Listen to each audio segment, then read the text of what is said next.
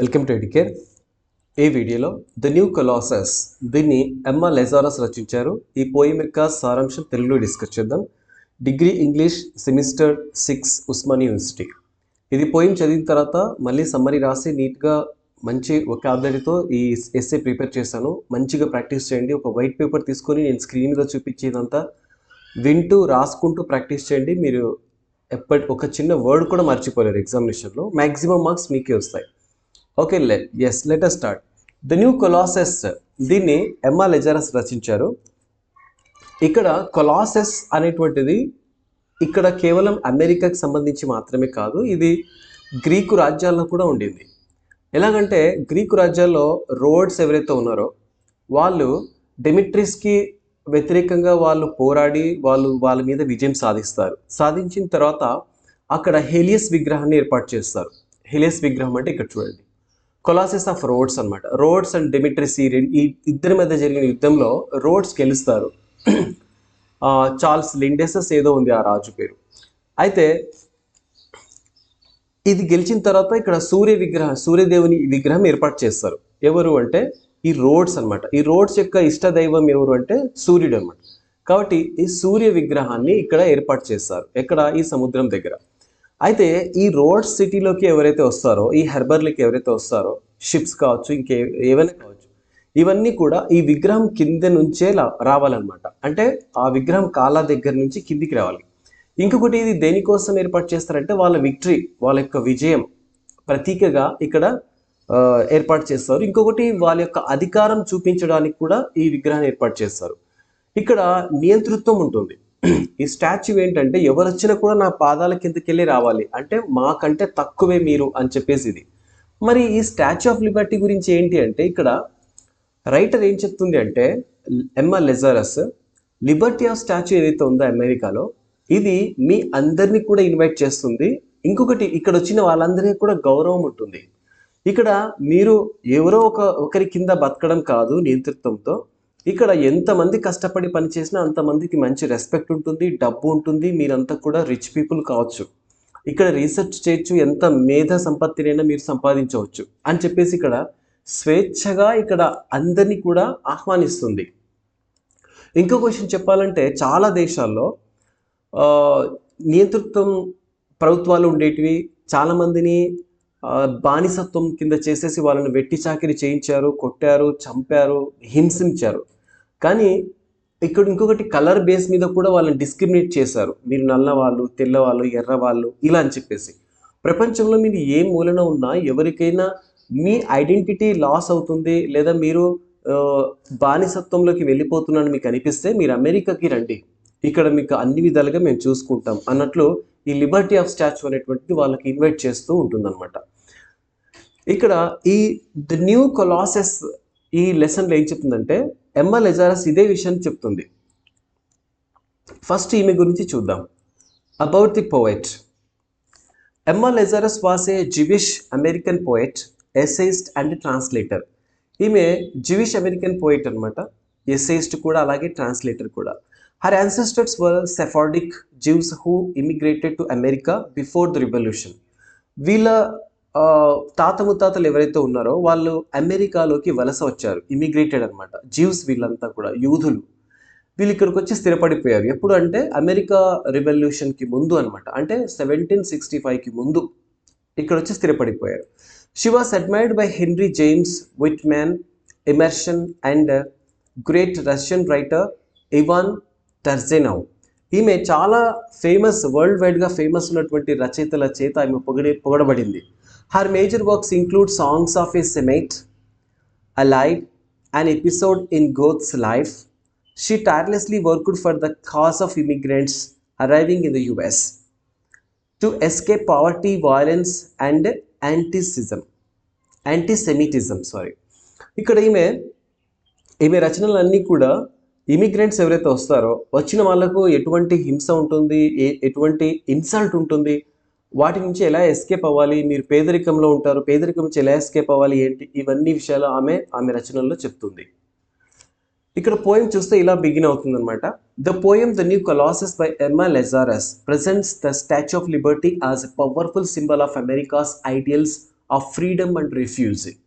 ఇక్కడ రిఫ్యూజీ అంటే శరణార్థులు, శరణు కోరుకుంటారు కదా, వాళ్ళకి ఆశ్రయం కల్పించడం అనమాట. ఎటువంటి ఆశ్రయం లేకుండా దేశాల్లోకి వెళ్ళి వెళ్ళగొడితే వాళ్ళు వచ్చి అమెరికాలో తలదాచుకోవచ్చు అనమాట. ఇంకొకటి ఫ్రీడమ్ కూడా, స్వేచ్ఛను కూడా తెలియజేస్తుంది. అలాగే ఇక్కడ ఆశ్రయాన్ని కూడా ఈ స్టాచ్యూ ఆఫ్ లిబర్టీ తెలియజేస్తుంది. Unlike the mighty Greek Colossus. Mighty Greek Colossus అంటే నేను ఇంతకుముందు చూపించాను కదా, సన్ గాడ్ హేలియస్. అలా కాదనమాట. ఆ విగ్రహానికి ఈ విగ్రహానికి చాలా తేడా ఉంది. అక్కడ నియంతృత్వం ఉంటుంది, ఇక్కడ స్వేచ్ఛ, సౌభ్రతత్వం, సమానత్వం ఇక్కడ ఉంటుంది. Which represented power and conquest. The statue welcomes the week and oppressed. అక్కడ ఆ స్టాచ్యూ గ్రీక్ కొలాసస్ ఏదైతే ఉందో అది పవర్ని తెలియచేస్తుంది, ఆక్రమణను తెలియచేస్తుంది. కానీ ఇక్కడ స్టాచ్యూ ఆఫ్ లిబర్టీ ఏం తెలియచేస్తుందంటే వెల్కమ్స్ వీక్ అండ్ అప్రెస్డ్. ఎవరైతే హింసించబడ్డారో, ఎవరైతే అణగదొక్కపడ్డారో వాళ్ళకి ఇక్కడ స్వేచ్ఛ ఉంది, రండి అని చెప్పేసి పిలుస్తూ ఉంది. She is portrayed as mother of exiles. ఆమె ఒక ఎగ్జైల్స్కి ఒక తల్లిలా చెప్పింది. ఎగ్జైల్స్ అంటే బహిష్కరణకు గురైనటువంటి వాళ్ళందరికీ కూడా ఈమె తల్లి లాంటిది. ఏ దేశంలోకి వెళ్ళి ఎవరినైనా వెళ్ళగొట్టినా సరే మీరంతా రండి నా దగ్గరికి, నేను నా పిల్లల్లా మిమ్మల్ని చూసుకుంటాను అని చెప్పేసి అంటుంది. అందుకే ఈ స్టాచ్యూ ఆఫ్ లిబర్టీని ఇక్కడ పోయంలో ఎలా చెప్పారంటే మదర్ ఆఫ్ ఎగ్జైల్స్ అనమాట. Standing tall at the America's entrance, symbolising a new beginning for those in search of hope.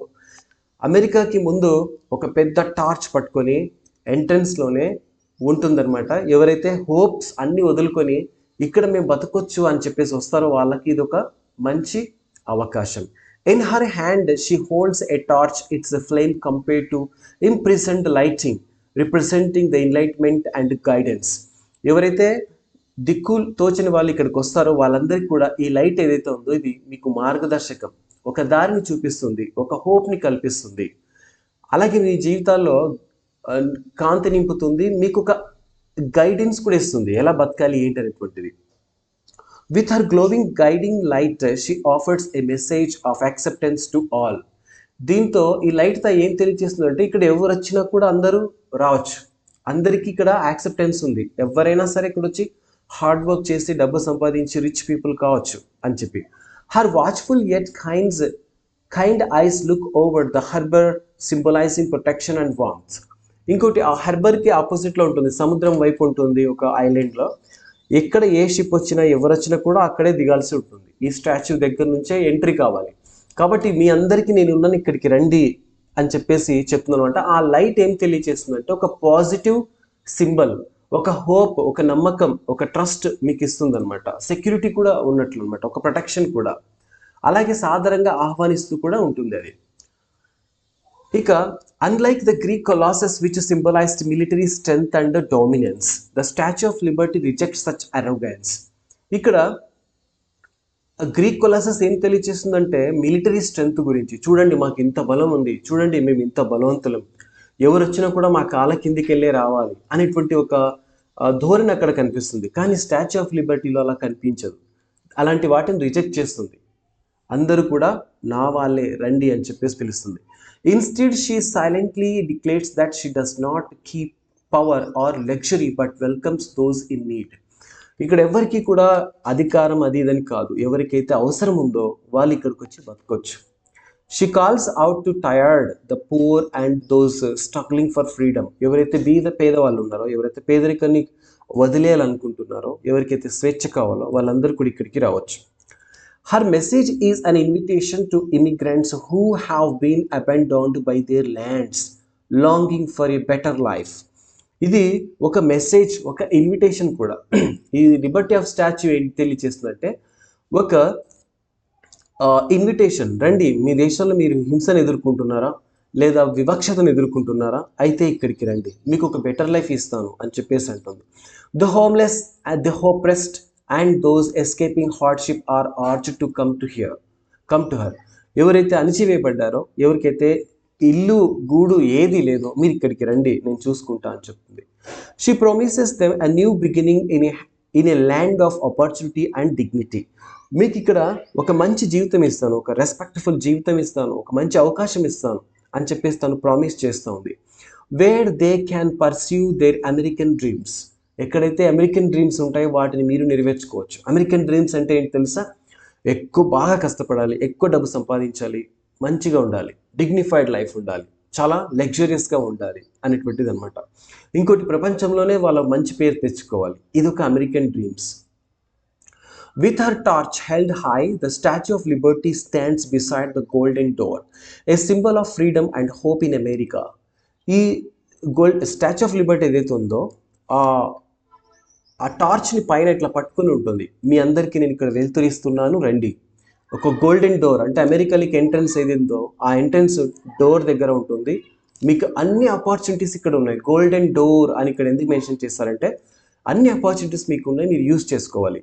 This door represents the promise of A better future for all who seek shelter in her land.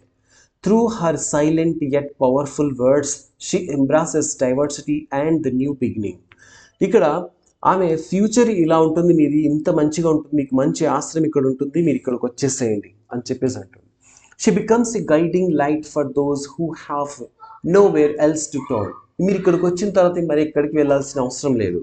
Her presence reassures the weary that they are not alone. మీరు ఒంటరి వాళ్ళని ఎప్పుడు అనుకోకండి, ఇక్కడ మేమున్నాను, నేనున్నాను మీకు అని చెప్పి అంటుంది. She remains a timeless symbol of the compassion, welcoming all the immigrants who dare to dream of a brighter tomorrow and chase their American dreams. ఎవరికైతే